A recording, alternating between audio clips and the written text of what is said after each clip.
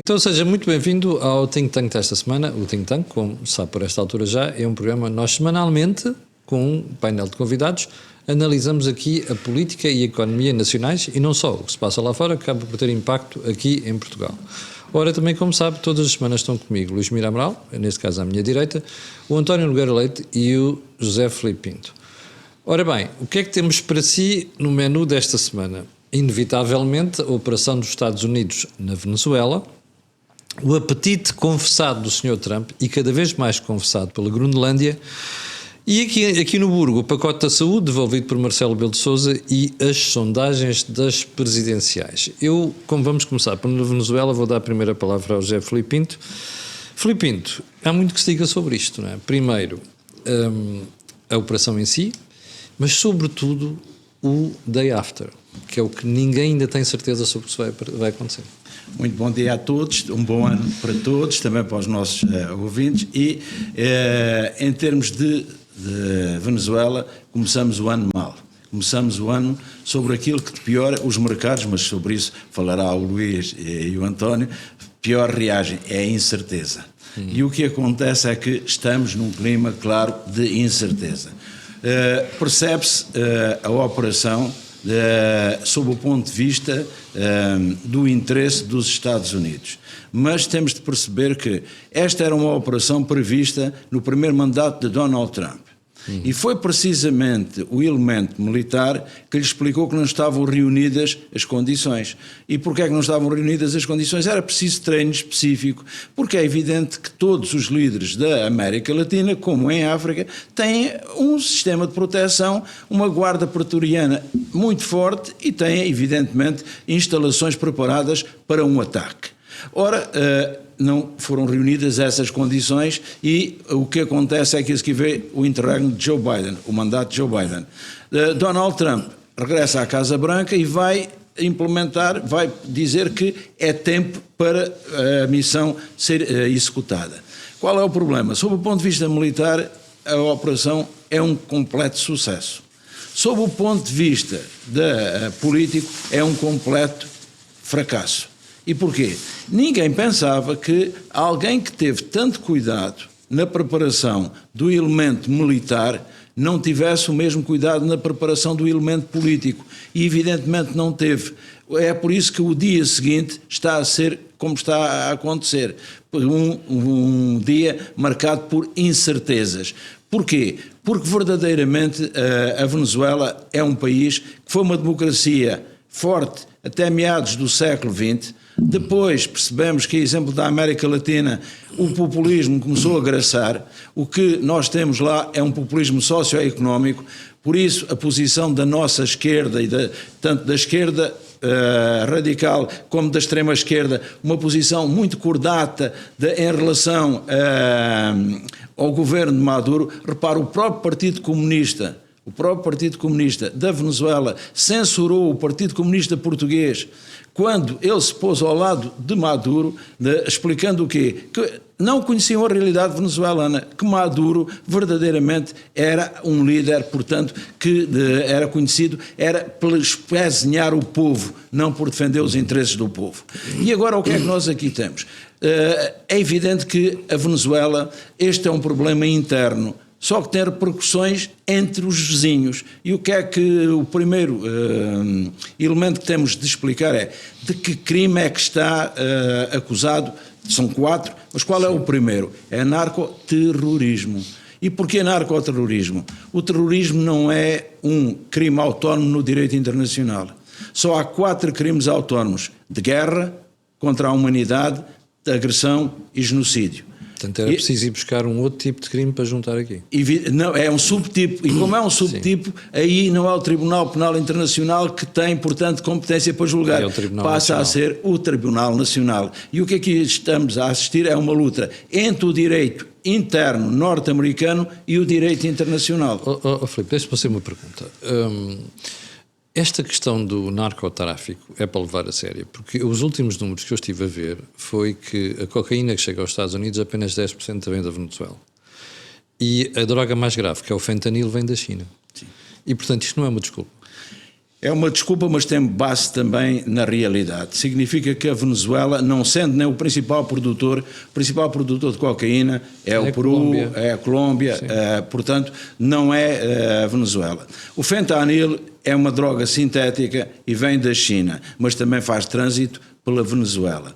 A principal entrada de droga nos Estados Unidos é pelo México e não pelo Caribe. Claro. Mas é evidente que, de facto, há aqui uma ligação muito grande entre a administração venezuelana e vários cartéis de droga, principalmente um cartel que é o cartel de Los Soles, mas também há o Trem da Arágua, também aqui está envolvido, porque isto é uma estrutura regional, matéria que eu já expliquei na forma como se organizam os grupos de crime organizado. O que é que nós temos de perceber claramente? É que os Estados Unidos vão respaldar-se num direito interno. E qual é o direito interno?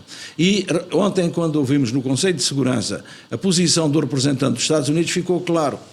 Para este tipo de operação só há dois momentos que podem consubstanciar a legalidade.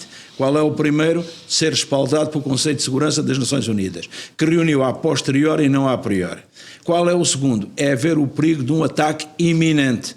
Em que é que se baseia a defesa dos Estados Unidos? É que não depôs um presidente, porque ele não é presidente. Porque todos os presidentes em todos os países têm uma legitimidade. É uma legitimidade que decorre logo da própria Constituição. E essa legitimidade é evidente que pode-lhe ser retirada, mas internamente, não externamente. Pois. Então o que é que acontece?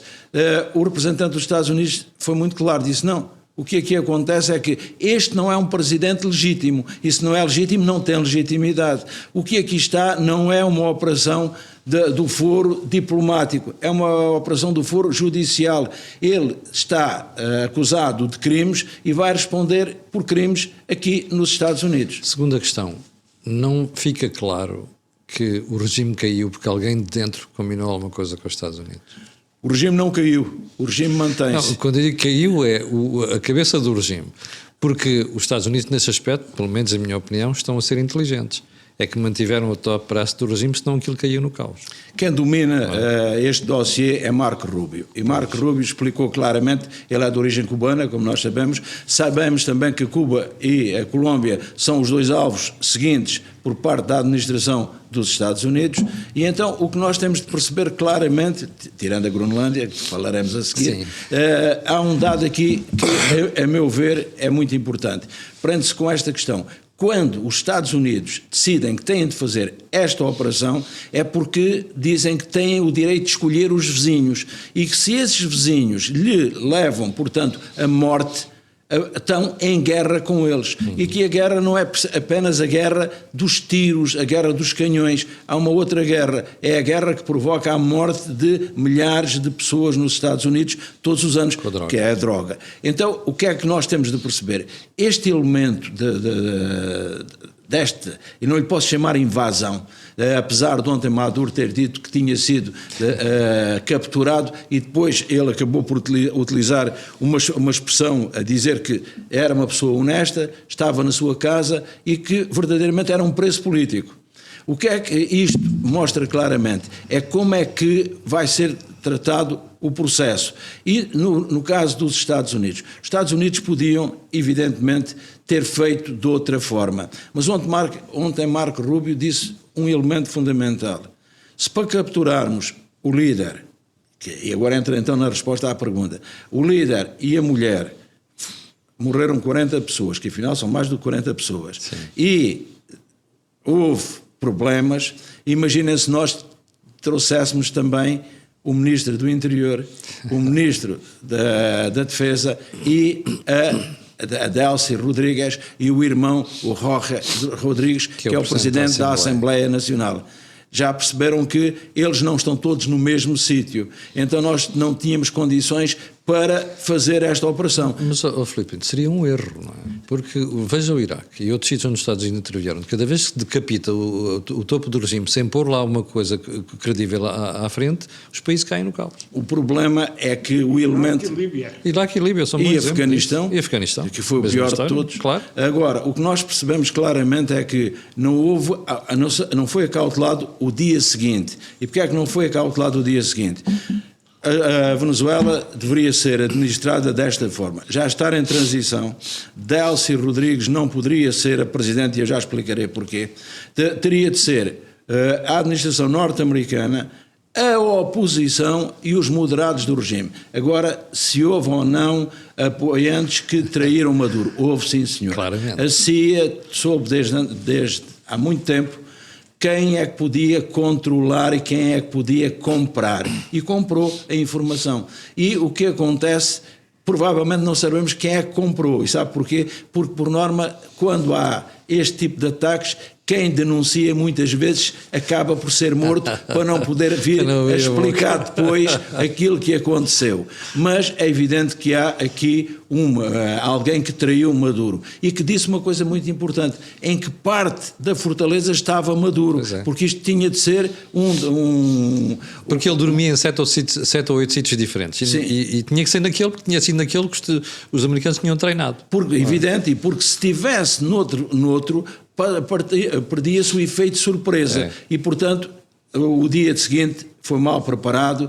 É evidente que vamos continuar a assistir, mas há um dado importante para a nossa discussão. Prende-se com isto. Quando Delcy Rodrigues toma conta do poder como presidente interina, o que é que isto significa? Aplica-se o artigo 234 da Constituição venezuelana, que diz que há uma falha, eles chamam de falha, uma falta. Uma falta é uma incapacidade, mas apenas pontual. E então significa que quando há esta falta temporal do presidente, é substituído para presidente interina durante 90 dias. E depois, se a Assembleia entender, vai prorrogar por mais 90 dias. É diferente de ter sido aquilo que se chama uma falta absoluta. Se fosse uma falta absoluta... Teria havido substituição. Não, se houvesse uma falta absoluta, que era, por exemplo, a morte, a destituição, mas a destituição não pode ser por um elemento externo, tem de ser por um elemento interno, ou a renúncia. Se houvesse isso, o que é que acontece? No prazo de 30 dias tinha de haver eleições. Okay. Porquê? Porque o mandato presidencial na Venezuela dura 6 anos. Durante os 4 primeiros anos aplica-se esta regra. A vice-presidente só terminaria o mandato se estivéssemos já no 5º ou no 6º ano. Nos primeiros 4 anos, e estamos no 2º ano, é evidente que se aplica uma regra diferente. Qual é a regra? Tem de haver eleições em 30 dias se a falta for absoluta. Não é, é uma falta temporária. E isto explica, só para terminar, o quê? É que Maduro continua a ser o presidente da Venezuela. E porque é que continua? Porque é isso é que está direito a haver uma presidente interina. Sim. António, surpreendeu-te tudo isto? Eu imaginei que alguma coisa acontecesse, exatamente o que ia acontecer, não fazia ideia que fosse assim.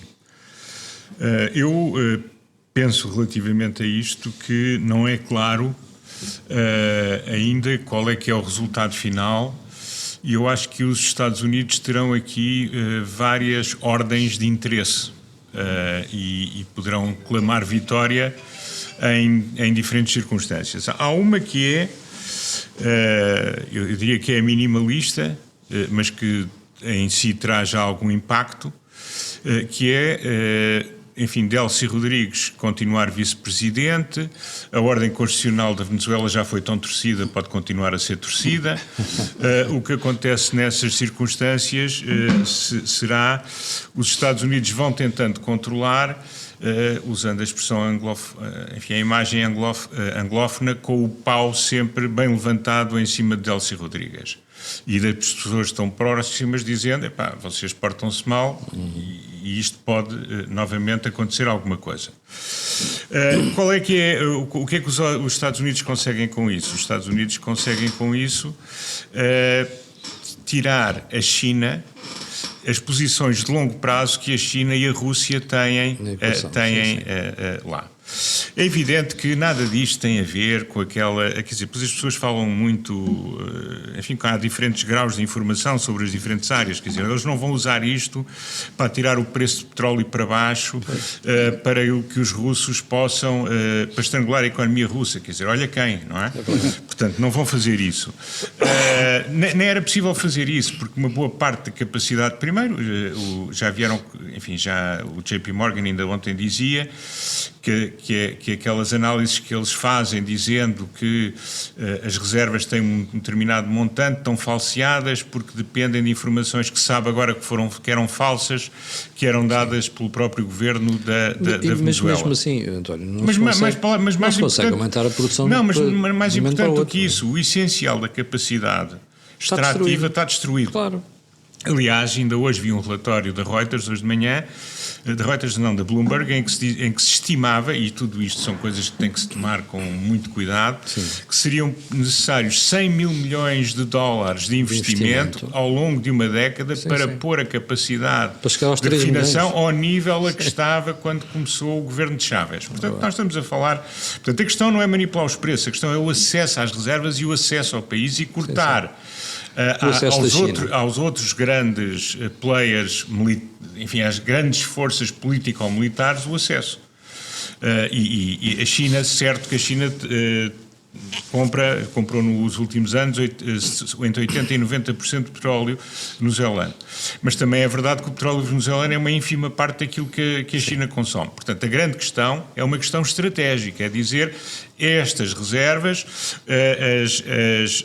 os minerais, digamos, as terras raras que existem na Venezuela, o ouro, uma série de outros ativos, são nossos. Não nos podemos esquecer que a Venezuela, ainda há menos de um ano, estava a preparar a anexação da parte ocidental da Guiana Britânica, que é onde existe petróleo. Portanto, o que eles agora estão a dizer é, tudo isso esqueçam. Isto está na zona de influência. Enquanto o petróleo for importante, isto é... Enfim, nós controlamos, não temos que lá estar diretamente, temos é que conseguir que isto seja para nós e que isto não seja para vós. Eu acho que há este objetivo geoestratégico, é evidente. Depois, nas palavras do Trump, isso confunde-se um bocado, mas o Trump talvez... Mas ouvindo o Rubio, eu ouvi o Rubio, não ouvi pessoas a falar sobre o que disse o Rubio, ouvi o Rubio disse isto.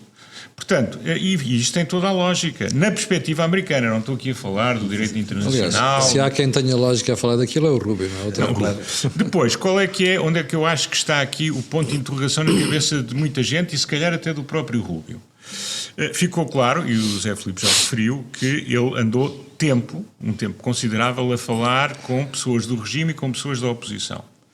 E ele ainda ontem veio dizer, portanto, segunda-feira, ele veio dizer que era possível que se desencadear um processo com vista a eleições numa relativa proximidade de tempo. Eu não tenho a certeza que ele tenha conseguido esse controle já de Delcy Rodrigues. São pessoas que estão extremamente comprometidas. É verdade. São pessoas que andaram anos e anos a roubar. Exatamente. São pessoas que têm as Forças Armadas na mão. Corrupção de tudo que é sítio. Mesmo perante o que aconteceu e a noção clara de que quando os americanos querem têm superioridade material sobre o equipamento russo, de tal maneira que os SAM-400 ficaram totalmente incapazes de funcionar. Não foi porque eles não quiseram, foi porque eles ficaram totalmente desativados.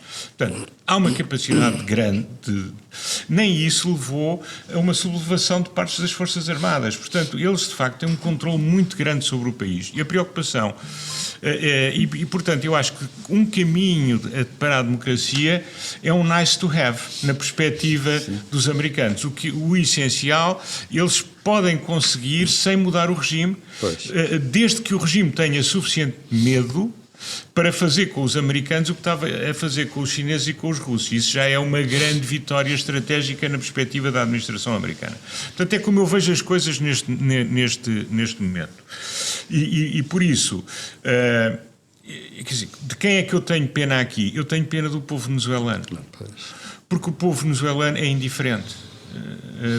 é indiferente para os europeus, porque os europeus falam, mas não fazem nada, não é? Mas isso também, os europeus não têm meios para fazer e, portanto, digamos que é um indiferente relativo. Eles, enfim, ficam contentes com as palavras, mas não passa disso. Depois há países que ativamente colaboraram com o regime, como é o caso de Espanha, que aliás continua, não é? Sim. E que aliás faz uma declaração conjunta com os aliados sul-americanos e os patetas dos deputados do Partido Socialista Português, alguns, Exatamente. vieram Alinharam querer que aquilo. Portugal alinhasse com os narcotraficantes e com as ditaduras e as semiditaduras da América Latina e um regime que já não é um regime plenamente democrático como o Brasil, não é de facto, é da iure, mas não é de facto. Portanto, eu acho que aí, enfim, neste novo mundo em que, eu já acho que já não volta para trás, portanto, neste novo mundo em que nós vivemos, os Estados Unidos têm uma vitória, claramente. Pode não ser a vitória que o povo venezuelano merecia. Sim. E esta segunda parte de levar à democracia, eu acho que está demasiado poder ainda na Venezuela, do antigo regime, para ter como montante cordial, nós continuamos limpa. A mandar, nós continuamos a enriquecer. Se o Kushner pode enriquecer à conta da política, que moral é que vocês têm para dizer que nós não podemos? Exatamente. Portanto, este vai ser o argumento entre portas fechadas dos venezuelanos, Exatamente. Dos socialistas venezuelanos, não é?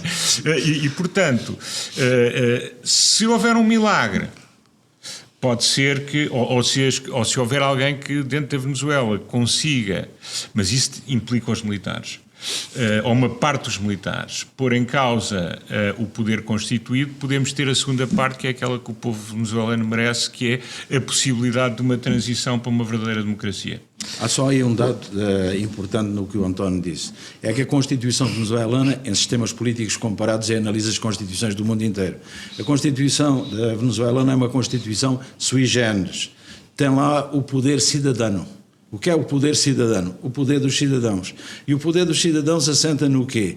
Naquele poder que começou nos círculos bolivarianos e que hoje está nos diretivos. E este poder é um poder que tem armas. E este é o elemento que não é apenas o exército. Repare, Edmundo González disse o quê, António?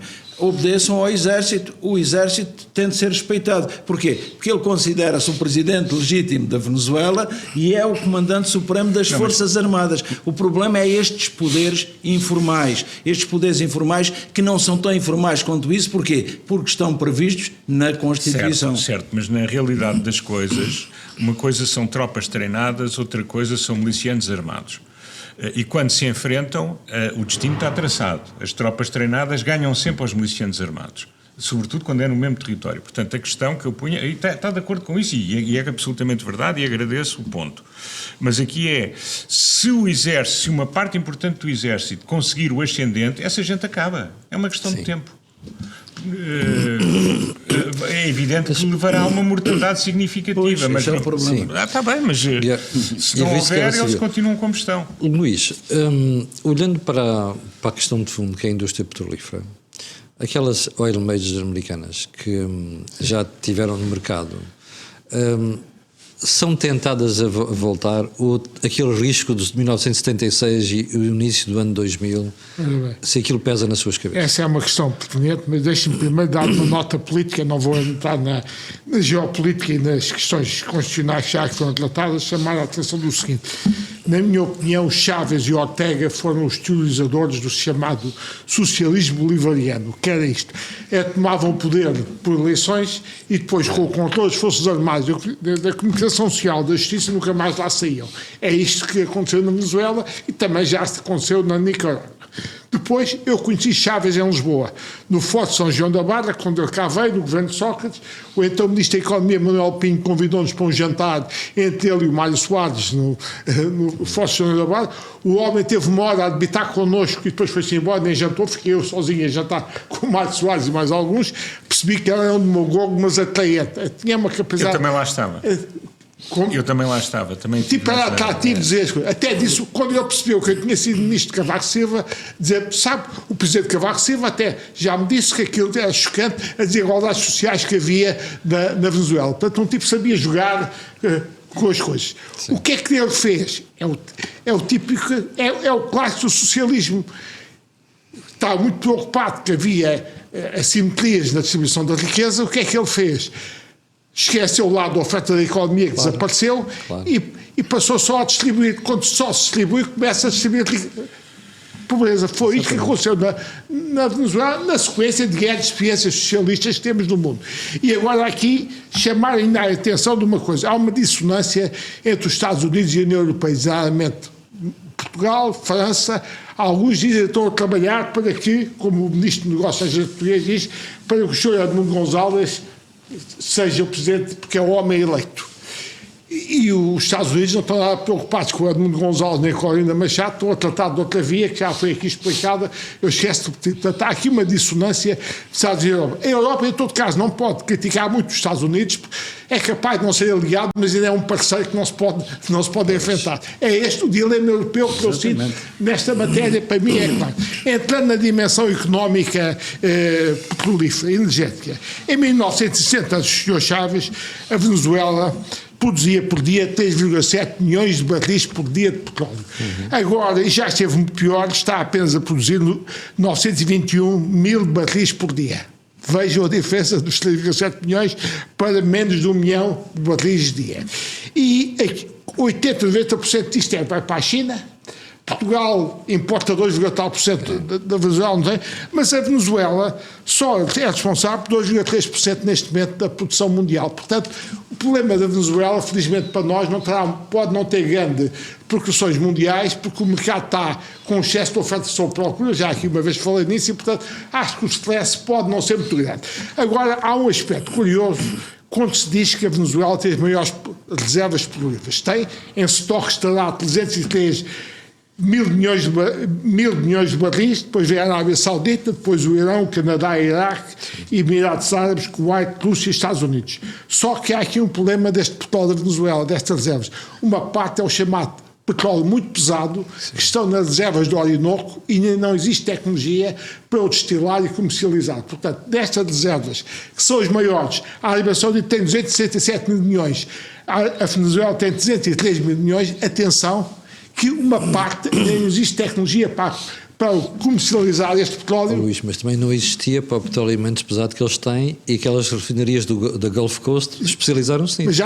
Já aí vou, mas é só para chamar a atenção que há uma parte destas reservas que, mesmo que se quisesse, ainda não existe tecnologia para as comercializar. Portanto, as reservas estão um bocadinho empoladas em termos de significado prático, de output que possam dar. Depois, é importante chamar a atenção que os Estados Unidos neste momento produzem 14 milhões de barris dia e a Venezuela só menos de 1 milhão de barris por dia. Mostra a diferença, o nível de destruição que houve da indústria petrolífera venezuelana com o começo dos Chaves. E depois há duas grandes companhias americanas, que é a ExxonMobil e a ConocoPhillips, que foram nacionalizadas, expropriadas, não lhes pagaram nada, eles ganharam sempre dos tribunais internacionais contra o Estado venezuelano, mas ainda não lhes pagaram. Nunca lhes pagou. E, portanto, a única que ficou lá foi a Chevron, com uma licença especial do Trump. Não é? Isto vai ser um problema para estas empresas e para os seus CEOs, porque eu, se fosse CEO ou CISA, ele dizia, temos aqui com o Trump uma perspectiva de podermos voltar lá, mas será que a situação interna nos permite? Não vai haver guerrilha ou forças contra nós? Portanto, a situação é instável. E, portanto, eles não têm a certeza que a mão do Trump consiga estabilizar a situação interna venezuelana e que possam para lá trabalhar sem riscos. Portanto, o dilema é muito grande e eu não sei dar uma resposta à sua pergunta. Agora, é óbvio que estas duas companhias que eu citei vão dizer agora... Paguem-nos primeiro. Paguem-nos primeiro porque foram condenados, o Estado venezuelano foi condenado no Tribunal Internacional e isto ainda não fomos pagos. E depois vamos ver se vamos para lá. Mas o que é que isto mostra? Quando se passa 3,7 mil milhões de barris de dia do tempo antes, mostra o potencial que há de output, que vai precisar de muito investimento, mas mostra o que aconteceu à desclassificação do aparelho petrolífero da sequência habitual do socialismo, esquece do lado da oferta e destrói tudo. Eu, aliás, devo dizer que nesta matéria tive outras abordagens curiosas aos petróleos da Venezuela, foi quando fui pescar o engenheiro Freire de Oliveira, que era o CEO das petróleos da Venezuela em Londres, vim pescá-lo para a Petrogal. Também aí ele explicou uma situação, o filme dos acontecimentos na Venezuela. Mas, de facto, isto é espantoso, a destruição. Isto, o que eles hoje em dia produzem são 80% das suas exportações e são 15% do PIB da Venezuela. Pois. Portanto, não é 100% ou 80% ou 90%. Devo dizer que Angola até tem maior dependência do petróleo que tem a Venezuela, apesar de tudo. Em todo caso, a Venezuela também terá grandes recursos hídricos, terá alguns minerais que também são interessantes numa perspectiva atual. Mas tudo isto, a meu ver, respondendo mais bem à sua pergunta, há um grande ponto de interrogação. Será que a situação é estabilizada? Será que os ocidentais podem ir para lá trabalhar calmamente? Sem ter chatices outra vez. Sem ter novamente problemas? Problemas não só financeiros, mas problemas de segurança básicos. Claro, não sei responder. Eu também não sei responder a isso, eu acho que esse é o problema que fica e nós nem sabemos sequer que se vai haver a tentativa de um caminho, era como eu dizia, o nice to have ainda está para ver. Isto é uma pena, não só pelo povo venezuelano e pelos 8 milhões de venezuelanos que saíram nos últimos 25 anos, mas também porque a Venezuela não é o Iraque. A Venezuela é um país que tem cultura democrática. Exatamente. É um país da esfera ocidental. Não só está no hemisfério ocidental, mas é um país de cultura ocidental. Hispânica, mas é um país de cultura ocidental. E a Venezuela tem uma diáspora valiosíssima. Até nos Estados Unidos. A quantidade de professores nas melhores universidades americanas, Exatamente. e não é em gender studies, é em coisas a sério, que são venezuelanos, a quantidade de financeiros que são venezuelanos. António, eu lembro quando eu estive nos Estados Unidos a estudar, tinha colegas que acabaram nos bancos americanos com uma qualidade excepcional. Em todo lado. A Venezuela tem uma enorme elite que foi fugindo. Não nos podemos esquecer que a Venezuela, em 1980, ainda era um dos 5 países mais ricos do mundo em PIB per capita. E, portanto, tinha vindo desde o início do século XX a formar gente internamente e, portanto, é uma pena que um país com tantos recursos, quer naturais, quer humanos, esteja nesta situação e continua a estar capturado pela clique que o destruiu, para todos os efeitos. Mesmo que essa clique garante aos Estados Unidos que não desvia os recursos para os russos e para os chineses e que privilegia os americanos. Eu acho que enquanto não... Agora não é numa perspectiva da explicação do que está a acontecer, mas numa perspectiva mais aspiracional. Enquanto não for substituída por um governo legítimo, democrático e eleito pelos venezuelanos, nós nunca vamos ter o potencial de um país que tem um potencial enorme satisfeito. Aliás, a grande imigração portuguesa para a Venezuela, e eu conheço bem porque fala-se muito dos madeirenses, mas eu sou da região da Aveiro e a região da Aveiro é uma grande fornecedora. Exatamente. Eu desde os anos 80 que como eu e qualquer pessoa da zona da Aveiro que tem nas padarias os produtos venezuelanos. Porque houve um gente que regressou para a zona da Aveiro, precisamente. Exato, tem os cachitos, essas coisas todas. Portanto, e as pessoas iam para enriquecer, e enriqueciam, e voltavam, era uma imigração muito mais frutuosa do que era a imigração para a França. Quer dizer, em Aveiro as pessoas que já tinham alguma coisa, e naquela região da beira litoral, iam para a Venezuela ou para os Estados Unidos, cá ficavam, mas em prosperidade. França era um processo muito mais lento. E, portanto, isso só era possível porque era um país rico. É uma pena, não só no plano humano, mas no plano do desaproveitamento que é e do que aquelas pessoas têm penado e perspectiva-se que continuem a penar. Deixe-me só uma pormenor sobre o documentário sobre o Edmundo Gonçalves, Corina Machado. Eu conheço a atuação das senhoras na política e devo dizer claramente nesta matéria, o Edmundo Gonçalves foi um diplomata que a Corina Machado foi buscar, porque ela foi barrada a candidatura à Presidente da República e, portanto, mesmo que o Edmundo Gonçalves venha a tomar o poder, ele vai atuar como Sherman e o CEO será a Corina Machado. Isso não tenho dúvidas nenhumas. Ninguém falou disso, julgo eu, mas para mim, vendo os dois na televisão à distância, já percebi o filme. Percebe-se quem é que vai mandar. O filme está entendido. Filipe, vamos à Groenlândia. O Trump, naquela viagem que faz de Mar-a-Lago para Washington DC, voltou à questão da Groenlândia e voltou a dizer que nós precisamos da Groenlândia. Bom, a Dinamarca é um país da NATO. os Estados Unidos fazem parte da NATO. Isto vai arrasar uma sarilhada monumental na NATO. Porquê é que os Estados Unidos não fazem outra coisa? Meus senhores, vamos gerir aquilo como gerimos sempre a base dos alagens nos Açores. Porquê é que tem esta insistência em querer ficar com a Groenlândia? A situação é mais complexa, mas para terminar, e concordando com tudo o que disseram, e ficando preocupado pelo futuro da Venezuela, mas é da Venezuela, do povo da Venezuela, continuo muito preocupado, tenho grandes dúvidas, aquilo que o António diz, que nós temos como wishful thinking, o nice to have, o que significa é que esta intervenção foi feita num sentido de não para mudar o regime, mas para que o regime mude. Ora, o regime só muda se houver a participação da oposição, e é evidente que têm de ser as figuras moderadas de um lado e do outro, porque já percebemos claramente que a oposição tem só um rosto, que, como o Luís acabou de dizer, é Maria Corina Machado, sim. E de facto o regime tem vários rostos. Já houve João Gadó, mas já desapareceu. Pois, sim, é verdade. Ninguém fala dele. Mas vamos lá à questão da Groenlândia. A Groenlândia diz-nos respeito. E diz-nos respeito por uma razão muito simples. É que a Groenlândia pertence à Dinamarca, é a maior ilha do mundo, está sensivelmente à mesma distância da Dinamarca e dos Estados Unidos. Exatamente. E a Dinamarca pertence à NATO, que tem nos Estados Unidos o principal contribuinte. Então isto pode ser aqui um problema muito complicado, sim. Em que o conceito de aliado possa ser posto em causa. E por isso mesmo temos de ter muito cuidado nisto. Qual é a vantagem da Groenlândia como dos Açores? A primeira questão, a Groenlândia. A Groenlândia é uma ilha, nós percebemos que está gelada grande parte do ano.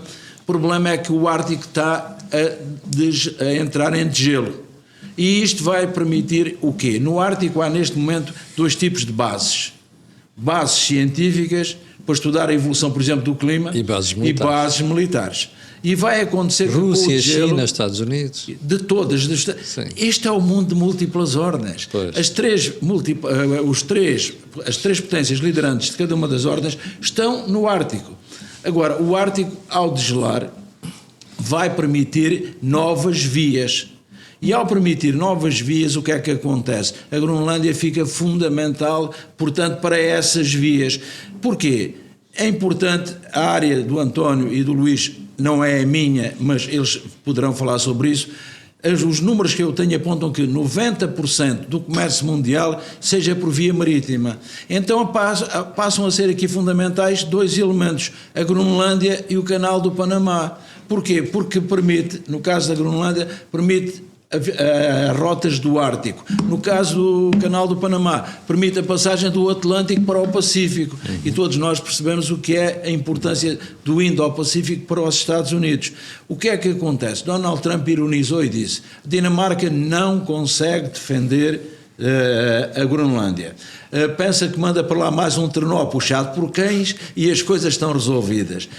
Esta imagem é para ridicularizar a capacidade de defesa da Dinamarca. E então, o que é que ele diz? Para a segurança nacional precisamos, e aqui é que está o erro, não é precisamos, temos de apoiar a Dinamarca, claro, temos de apoiar a Groenlândia, e temos de fazer uma coisa... E faziam aquilo no âmbito da NATO e resolveu o problema. No âmbito da NATO... Qual é a necessidade de criar um conflito? Vocês têm lá uma base, não têm? Tem duas bases. Tem uma base submersa que está desativada, que vem do tempo da Guerra Fria, e tem a outra base que está ativa. Ninguém sabe bem se a primeira está desativada. Mas o que é que acontece? A Groenlândia todos os anos recebe da Dinamarca muito dinheiro para conseguir garantir o seu orçamento. Qual é a proposta de Donald Trump?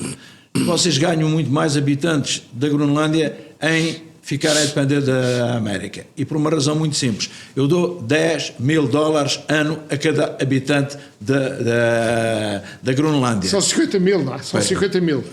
Já passou para 50 mil? Não. 50 mil habitantes. 50 mil habitantes. Não, Isso é barato. Isto quer dizer que com meio milhão de dólares a gente resolve aquilo por ano. As últimas contas que eu vi, a Groenlândia recebe da Dinamarca 600 mil milhões ano. Portanto, é praticamente um décimo. É um décimo, não, um centésimo daquilo que se pretende. O que é que nós temos de perceber claramente? Há aqui uma falta de tato político. Há aqui uma falta de tato diplomático. Donald Trump teria de ter um discurso deste estilo. Nós precisamos, garantidamente, para a segurança da NATO, Sim. e, evidentemente, dos Estados Unidos, precisamos da Groenlândia. Pois. E a Groenlândia será cada vez mais importante.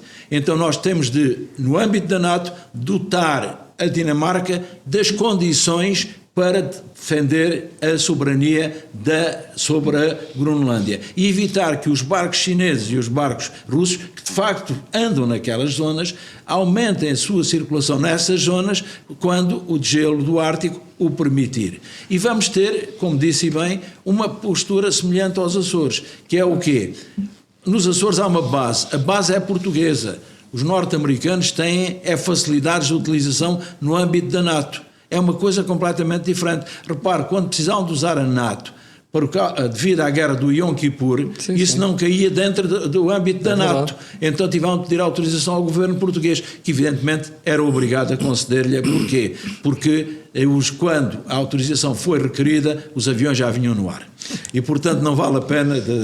O Salazar ficou full com os americanos, o regime ficou full com os americanos, mas tivemos de aceitar. Sabe qual era a estratégia de Salazar para negociar com os americanos nas lajes? Era esta. Começamos por lhe dar tudo aquilo que pedirem e depois, a pouco e pouco, vamos tentando puxá-los para o nosso lado. Mas atenção, podemos ser obrigados a dar-lhe tudo. Isso é realismo político. Eu escrevi isso no livro Lisboa, os Açores e a América. Jogos de poder ou rapina de soberania. A partir dos documentos que vi no arquivo Salazar. Portanto, esta perspectiva mostra claramente que os Estados Unidos têm falta de tato diplomático. E percebe-se o que é um presidente com uma visão transacional, em que tudo é números. Ele parece o tipo Patinhas em que os olhos eram 2 cifrões do dólar. Ele parece a mesmíssima pessoa. É isso que faz com que a sua fortuna tenha duplicado durante o primeiro ano da presidência. Mostra o quê? É alguém que só vê números, só vê dinheiro. Só vê negócio. Só vê negócio. E este é um problema muito grave. E porquê é que é muito grave? Porque pode fazer implodir, inclusive, a NATO. E nós não estamos em condições, nós europeus, de promover a implosão da NATO. Nós não podemos. Nós abrigamos em demasia a proteção dos Estados Unidos. Temos de fazer o nosso trabalho, temos de investir numa indústria de defesa, mas evidentemente não podemos de maneira nenhuma nem afrontar nem enfrentar os Estados Unidos. Agora, os Estados Unidos também não podem tratar os aliados como algo que verdadeiramente pode ser descartável e que podemos, aqui é um dado muito importante, neste caso, ali ele podia dizer, no caso da Venezuela, que vinha a morte para... A Venezuela estava a promover a entrada da morte nos Estados Unidos. A Groenlândia não está a promover nada disso. A Dinamarca também não. A Europa é o suporte, é um dos pilares constitutivos da NATO. Mas sabe o que é que isto quer dizer? Num dos meus outros livros eu expliquei, num capítulo que escrevi para os Estados Unidos, que quando a NATO foi construída, quais eram as maiores objeções à NATO? Vinham da parte norte-americana, porque vários dos seus negociadores diziam o quê? Estamos a dar demasiada autonomia aos países europeus e que não encontra contraponto naquilo que eles estão a investir. Significa, investem pouco para os direitos que têm. E estamos a regressar agora a uma posição semelhante. António, Groenlândia, valia a pena que a Europa chamasse a atenção dos Estados Unidos para isto? Porque é que não vamos gerir de forma conjunta a defesa ou a utilização da Groenlândia? Eu espero que isso já esteja a ser feito.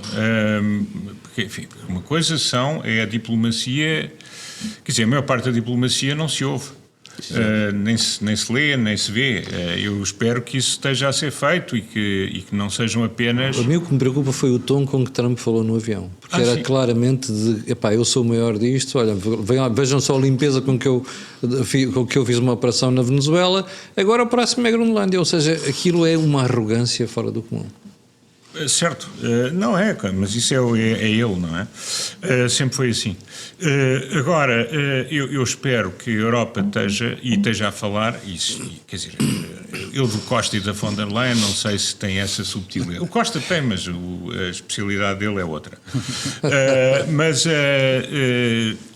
espero que a Europa, e sobretudo os países europeus, primeiro isto não pode ser delegado em Bruxelas. Pois, claro. E espero que os principais países europeus primeiro estejam unidos e não vejam aqui uma forma também de acertarem contas entre si. E aí os franceses são sempre o momento principal, exatamente. que são sempre aqueles que encontram um ângulo para trair os outros todos. Mas eu espero que a Europa esteja a falar com as pessoas certas em Washington. E que as pessoas certas em Washington convençam Trump de que isto não faz sentido. Quer dizer, eles compraram a Louisiana em 1803, compraram o Alasca em 1867, em 2000, mesmo mudando, mesmo voltando à doutrina Monroe, portanto, andando umas décadas largas para trás, não faz sentido tratar aliados desta maneira, porque nós aqui estamos a falar da própria proteção da América. Exatamente. Porque para os Estados Unidos não é indiferente a soma do poder militar dos países europeus, que não está organizada, que não está preparada, mas que é grande. Sim, sim. Não é necessariamente eficaz neste momento, mas é grande. E por outro lado, aqui eu acho é que a Dinamarca devia avançar, e não deve ser só a Dinamarca, portanto, os europeus não se devem pôr, isto é uma questão da Dinamarca e nós ficamos aqui sentados a ver. É uma questão conjunta. Portanto, tem que ser uma questão conjunta. Eles têm que explicar aos americanos que estão dispostos a fazer uma série de concessões para que eles se sintam confortáveis com o escrutínio da movimentação dos russos e da movimentação dos chineses. Quer dizer, é interessante, quer dizer, como é que... O que é que o Vance sentirá sobre isso? Ele gosta tanto dos russos, o que é que o Vance sentirá sobre isto, não é? Está desaparecido em combate. Sim, é verdade. Felizmente. Imaginem esta operação. Ascendeu o Marco Rubio, felizmente. Imaginem esta operação comandada por aquele Pudengo, ao menos por um homem inteligente e capaz, podemos estar em desacordo, mas é um homem cheio de capacidades como é Marco Rubio. Sim, claramente. Mas só para dizer, portanto, eu acho que temos que fazer isto porque o fim da NATO é trágico para todos. É trágico para a Europa em primeiro lugar, mas também é trágico para os Estados Unidos, é trágico para a ordem ocidental. Portanto, alguém na administração americana também tem que estar a fazer o trabalho junto de Trump. Eu espero, e ele tem certamente pessoas que pensarão, tem certamente pessoas muito qualificadas, tem certamente pessoas que pensarão bem e que o ajudarão a não cometer aqui um harakiri que a prazo também é para os Estados Unidos, porque nós aqui estamos a falar de algo que destruir desta maneira a principal aliança defensiva dos Estados Unidos por um capricho, porque ele pode ter o controle que quer sem humilhar os dinamarqueses e sem ignorar a soberania da Dinamarca e da própria Groenlândia como entidade autónoma. Eu acho que é o caminho que tem que se seguir. Mas agora a Europa é fundamental aqui ter uma posição, que é não se pôr numa despeta primeiro, não delegar em von der Leyen. Sim. O Costa não pede delegações, portanto aí estamos tranquilos. Mas não delegar em von der Leyen, que é um problema gravíssimo, porque não é muito inteligente e é muito ativa. Isso são sempre as pessoas mais perigosas. Costa é inteligente e é pouco ativo, portanto não chateia. Agora, a seguir temos a Europa tem que atuar em bloco, tem que atuar de uma forma construtiva e tem que explicar aos americanos que eles conseguem tudo o que pretendem sem destruir uma aliança que é muito importante para nós, mas também é importante para eles. O que é que lhe diz a sua experiência desde governante? Ao negociar com outros países e inclusive para os países com mais poder? Eu subscrevo tudo o que foi dito e eu acho que o que tem a acontecer aqui, alguém tem que, da administração americana, com muito apoio europeu, e aqui não é da Ursula, mas são dos principais países europeus, não esquecer do Reino Unido, que tem estado benzinho. É verdade. E devo dizer lá, Teresa, o economista chama-no G3. Eu acho que o trio Merz, Macron e Starmer até não tem estado mal. Pois não. No meio desta confusão europeia, não tem estado mal. Portanto, ele pousaria novamente neste trio que o economista chama o G3 para explicar a alguém da administração americana que os Estados Unidos podem ter o que querem, que é a segurança deles e da NATO, mas englobando isto no grande chapéu da NATO, sem precisarem de uma ação violenta punha em causa uma aliança que é fundamental para eles e é fundamental para nós. E, portanto, haja juízo e haja alguém sério, um adulto na sala, na administração americana, que consiga pôr o Trump sob controle. Porque o Trump tem uma característica que é aclamada, que aliás se viu da maneira como fala. Ele fala sem filtros, sem cautelas, e, portanto, ele, quando fala da Venezuela e fala logo do petróleo, é facilitar a vida dos anti-americanos, como é óbvio. Que este malandro quer, homem de negócios, malandro do piorio, é o petróleo venezuelano. Tudo o resto esquece, isto facilita. Quando o petróleo está longe. É verdade. Quando a questão não é o petróleo. Portanto, há que explicar ao Sr. Trump que tinha que ter juízo, e aí acho que este trio europeu tem que explicar a alguém da administração americana, talvez seja o Sr. Marco Rubio, que os Estados Unidos vão conseguir o que pretendem, a sua segurança, que eu subscrevo, prefiro ter ali americanos e europeus do que ter os chineses e os russos a mandarem naquela zona. Mas isso a maior parte dos europeus, exceto a esquerda. Isto faz-te o quadro da NATO com toda a facilidade. E o exemplo português dos Açores é um bom exemplo para ser seguido. E, portanto, não vejo aqui, há apenas que ter juízo do Sr. Trump.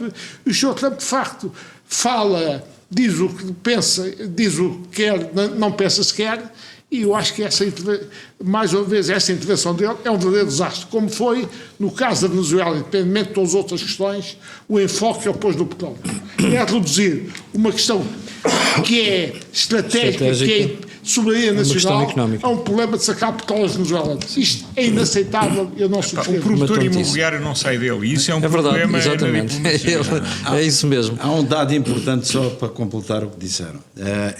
Uma das minhas áreas de especialização é a análise do discurso. O que é que acontece? Donald Trump não precisa de um tradutor, mas precisa daquilo que eu chamo um decifrador. O que é um decifrador? É alguém que perceba claramente o que é que as palavras dele significam.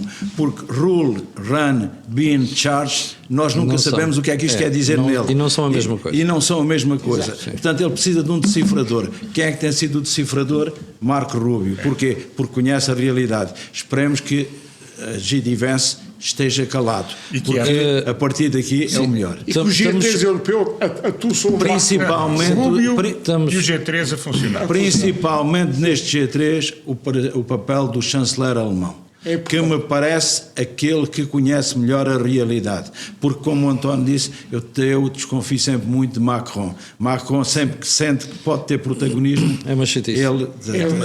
Filipe Pinto, não vale nada internamente, nem tem que criar no... Estamos a ficar sem tempo. Tem muita característica do escorpião. Ele é capaz de picar Estamos a ficar sem tempo, queria ouvi-los ainda, começando por si, Filipe, questões nacionais. Em primeiro lugar, temos este chumbo do pacote da saúde por parte do Presidente da República e temos as últimas sondagens sobre as presidenciais que viram tudo do avesso. Qual é a sua opinião? Primeiro que tudo, o final de mandato de Marcelo Rebelo de Sousa não está a ser minimamente aceitável. Ele entrou com a política dos afetos, vai sair com a política dos desafetos. Sim. E porquê é que vai sair? Está a ser penoso ver. Está a ser penoso. Ele prometeu pouca intervenção, percebe-se porquê, tem os seus poderes diminuídos. O problema, o discurso de despedida, ir buscar a ilustre Casa de Ramires, que no meu tempo, e do António e do Luís, era obrigatório ler em literatura portuguesa. Eu fiz o exame do quinto ano do liceu. Eu fiz o secundário já depois do 25 de Abril, já não precisei. Mas li os Maias. Eu também li a Casa de Ramires. Também li a Casa de Ramires, mas não foi pela escola. Sim. Mas nós fomos obrigados e, portanto, o que acontece em termos reais é que até admiramos muito este estilo realista, e de realismo é que nós precisávamos, e verdadeiramente o Presidente não foi realista. Ele devia ter feito uma mensagem que explicasse, fosse o balanço de 2 mandatos e dissesse, portanto, aquilo que não tinha conseguido fazer e simultaneamente dizer que esperava que o seu sucessor conseguisse, portanto, ter êxito, porque isso era bom para Portugal, era bom para os portugueses. Era uma mensagem de despedida, de balanço. O que nós percebemos claramente que é uma tentativa sociológica de caracterização dos portugueses. E há aqui determinada, escolher logo uma passagem, até não é uma das passagens mais verrinosas, mas de qualquer maneira é uma passagem complicada, porque fala lá muito que os portugueses têm assim um gosto pelo atabalhoado, e esse elemento não fica bem a um presidente na altura de despedir.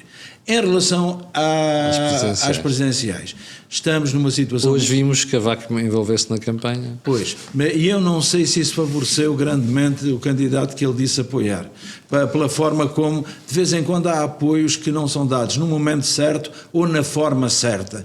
E tenho grandes dúvidas que Luís Marques Mendes venha a beneficiar muito deste apoio de alguém que, a meu ver, foi o melhor líder do Poder Executivo em Portugal.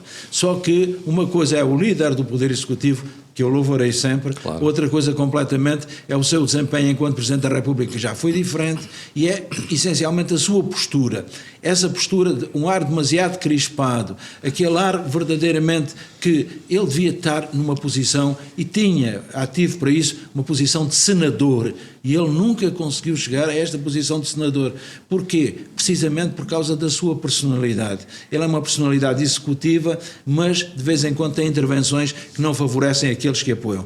Penso que poderá ser o caso. Agora, estamos numa situação muito complicada. Neste momento a esquerda começa a haver a possibilidade de eleger um Presidente da República. E a partir do momento em que vê essa possibilidade, nós percebemos que vão começar a surgir as desistências.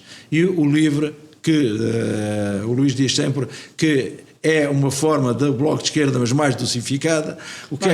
Mais doce. O que é que acontece?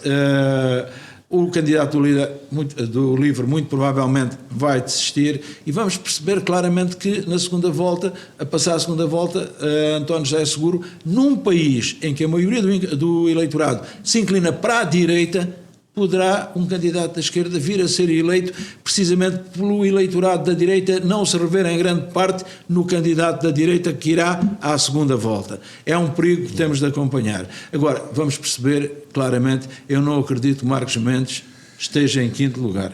As sondagens são indicadores momentâneos. Sim. Não acredito que esteja em quinto lugar. A diferença é muito pequenina e não acredito que João Coutinho de Figueiredo fique à frente de Marques Mendes, e não acredito que a direita não tenha um candidato capaz na segunda volta. Tenho outras dúvidas. É se na segunda volta a direita se junta à volta do seu candidato, como a esquerda se juntará à volta do seu candidato, no caso dele passar à segunda volta. Mas isso é um erro que a direita tem, que é verdadeiramente, começamos a ter aqui dificuldade em perceber o que é a direita. Porque há aquela direita democrática, na qual nós nos revemos, há a direita radical, em que inventa problemas, mostra problemas, denuncia problemas, mas apresenta poucas soluções, e caminhamos já para uma extrema-direita, que verdadeiramente só está interessada na implosão do sistema. António, pacote de saúde e presidencial. Bom, em relação à saúde, eu acho que foi lamentável o que aconteceu, porque... perante problemas que o Presidente tem vindo a reclamar como urgentes, perante problemas que o Presidente tem vindo a dizer que estava a monitorizar o Governo e que estava a avaliar, e até foi dando aí pior que o Trump, porque ele adiou sine die os vários limites temporais que ia dando ao Governo. E que, segundo as pessoas do setor, muitas delas, não estou a falar dos sindicatos, nem estou a falar da Ordem dos Médicos, que se comporta como um sindicato, mas estou a falar de muitas das pessoas que vieram falar e que são especialistas da área e também sobre a matéria, e muitas delas, pessoas bastante afastadas do Governo, permitiam um avanço significativo em áreas que eram importantes. Se Marcelo tinha esses problemas todos, ele devia ter trabalhado e dado o seu sinal, não como faz a administração pública quando está a responder a um pedido, que é interromper a contagem no último dia possível, para depois ter outra vez mais uma infinidade de tempo, devia ter logo em novembro, ter expressado a sua opinião e ter explicado ao Governo que teria de rever, teria de fazer o que fosse. Isto é de uma grande insensatez. Eu diria que seria displicência, Marcelo, eu não acredito em displicência, acho que é mesmo uma grande insensatez e é sobretudo uma grande hipocrisia, porque aquilo que o Presidente disse que era o principal problema, o problema que o Presidente disse que estava a monitorizar na atuação do Governo, deixando inclusivamente nas entrelinhas a hipótese de fazer uma declaração que levasse o Governo a ter de substituir a Ministra, e várias das suas declarações no outono e no verão foram nesse sentido. Exato. Depois faz isto, quer dizer, é incompreensível, em conjunto com um discurso oco e absolutamente lamentável de fim de ano. E as presidenciais?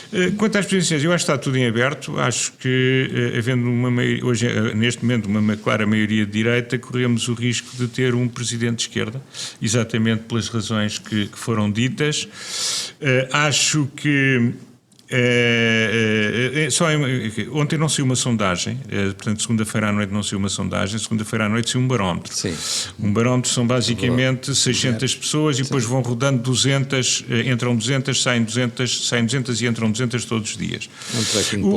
Tem utilidade para ver tendências, não tem utilidade para aferir como é que estão distribuídas agora. E portanto, nesse sentido, enfim, eu não transformaria as indicações do barómetro numa sondagem. Acho que basicamente está tudo bastante em aberto. O meu temor, quer dizer, se passar André Ventura e o candidato da esquerda, António José Seguro, então aí eu acho que ele ganhará seguro com grande facilidade. Pela razão simples de que, enfim, muita gente vai ficar zangada, mas o que é facto é que há muita gente à direita que poderá, eu não digo votar em Seguro, nem sequer lá aparecer. Sim. E, portanto, faz com que o Seguro tenha sempre bastantes mais votos. O meu medo é que passe outro candidato de direita conjuntamente com António José Seguro e que... nessas circunstâncias a direita decida cometer harakiri, que é uma coisa que tem feito várias vezes. Portanto, a minha preferência, e não pondo nomes em ninguém neste momento, seria que passassem dois candidatos do lado direito à segunda volta e depois logo se via quem é que ganhava, e aí eu esperaria, e aí teria a certeza que ganharia o do lado da democracia liberal. Exato. Luís. Presidenciais ou saúde primeiro? Vamos às presidenciais primeiro. Bom, presidenciais, eu não tenho muito a acrescentar em relação ao que disse no último dia, apenas admito que aquilo que eu classifiquei um primeiro pelotão com Marcos Mendes, o Almirante e Ventura, tem agora o segundo pelotão com Seguro muito próximo do primeiro pelotão, e portanto quase que estejam os dois pelotões tenham aqui agrupado. E portanto acho que entre estes quatro estará tudo em aberto para a passagem à segunda volta. E acha que Cavaco fez bem em meter-se na campanha? Eu, na minha opinião, o professor Cavaco Silva podia claramente, e isso não tenho dúvidas, apoiar Marcos Mendes, mas talvez neste momento ser menos explícito. Pois. É a minha opinião. E porquê é que acha que o Presidente da República mandou de volta o pacote da saúde? Onde parece que havia até um grande consenso quanto à solução. Confesso, não compreendo, e eu estive a falar com o meu amigo Dr. Luís Pereira, que foi, conjuntamente com o Dr. Paulo Macedo, os dois melhores ministros da saúde em Portugal, e que são dois grandes gestores, e ele explicou-me o filme. Nós temos o problema das urgências regionais, que se quer fazer aqui o que se faz no Norte, que não tem problemas. Sim. É, no fundo, na obstetrícia, ter o Garcia da Horta e ainda ter depois Setúbal e Barreiro ligados ao INEM, fazendo aqui uma concentração regional. Depois temos a questão dos tarefeiros, que se pretende, no fundo, disciplinar os tarefeiros, porque isto no governo de Costa, o que é que aconteceu? Muita gente saiu do Serviço Nacional de Saúde, passou para tarefeiros, fazendo empresas, faturavam o Serviço Nacional de Saúde, até tinham a vantagem de ganhar mais, não tinham a disciplina do Serviço Nacional de Saúde, só faziam o serviço quando queriam. E, portanto, é isto que esta pobre ministra pode estar a ser chegada por todo lado. Sim. A senhora quer disciplinar. Isto toda a gente devia perceber. E é normal que qualquer ministro tenha que ir contra os interesses de quem está a senhora quer disciplinar isto, quer regular isto que está uma grande bagunça dos tarefeiros que vinha do governo de Costa. Terceiro aspecto, que é o chamado SIGI, que é o Sistema de Gestão das Intervenções Cirúrgicas. Sim. Como é que isto aconteceu? Foi com o Dr. Luís Filipe Pereira, e o que é que ele fez? Fez com que mandou a Direção-Geral de Saúde ver os tempos clinicamente aceitos de espera, a partir desses tempos os hospitais eram obrigados, os hospitais públicos, a passar um voucher a qualquer utente que quisesse ir ao privado tratar-se, porque não havia, já tinha passado o tempo útil de espera no hospital público. Ele fez aqui uma coisa que é gestor, mas pouca gente percebe. Disse, mas os vouchers são pagos pelos próprios hospitais públicos que os emitem, que é para eles sentirem na sua conta de exploração o atraso que induziu estes tipos a irem ao privado. Sim. Esta disciplina que ele impôs foi depois, no governo PS, acabada. Portanto, isto entrou na bagunça, no descontrole, porque esta disciplina que ele pôs do próprio hospital que emite o voucher ter que acumular a despesa depois na sua conta de exploração, isto acabou e começou depois a fantasia. O que a senhora quer é voltar a disciplinar isto e quer estender isto às consultas. O que faz todo sentido. É o SIGIC estendido às consultas. Pois. Penso qualquer, sobretudo a primeira e a terceira, são, cada dia que se passa é mais prejuízo para os pobres utentes do Serviço Nacional de Saúde. Portanto, isto conviria entrar em vigor urgentemente. É claro que a gente percebeu. Exceto para os utentes premium, que também usaram. Está bem, mas os utentes premium não têm esse problema. Aliás, também há uma questão. Alguns utentes nem aceitaram os vouchers, preferiram continuar à espera, porque já conheciam o médico.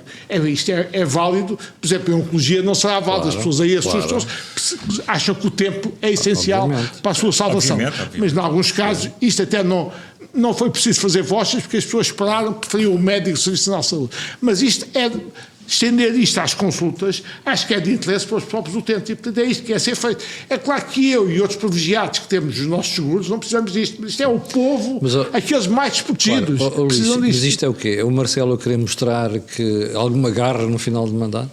Confesso, não percebi, eu tentei inquirir quais as razões do Sr. Presidente, sim, mas devo dizer, nem do Governo consegui saber, porque o Governo fechou-se, não quer nenhum conflito com o Sr. Presidente da República e não nos dá informação sobre quais são as razões sobre o Portanto, neste momento eu não sei dizer quais são as razões sobre o Presidente da República. O que sei dizer é uma coisa que eu já aqui aflorei, é que a minha experiência governativa diz-me, quando estou no governo, prefiro uma monarquia constitucional, porque numa monarquia constitucional o rei não interfere nestes casos.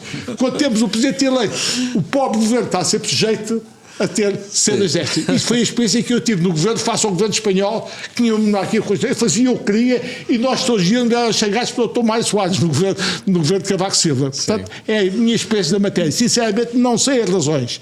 Agora, o Sr. Presidente da República a mandar para trás, ele não pôs em causa frontalmente os diplomas, disse que tinham que ser melhorados. Em quê? Não consigo perceber. Agora, cada dia que passa é prejuízo para os utentes, sobretudo nas urgências, e do SIGIC. Bom, chegámos ao final do programa desta semana, como já percebeu, tivemos que acelerar na parte final. Quero agradecer ao Luís, ao António e ao Filipe. E antes de ir embora, lembrar que o canal e o programa são possíveis, foi uma coisa que me esqueci de dizer no início, graças às parcerias que nós temos, a saber, com a Prozis, com a Bluecrau e ainda com a Brain Power. Fique bem, nós voltamos na próxima terça-feira, mas eu e você temos encontro marcado amanhã às 8. Muito obrigado.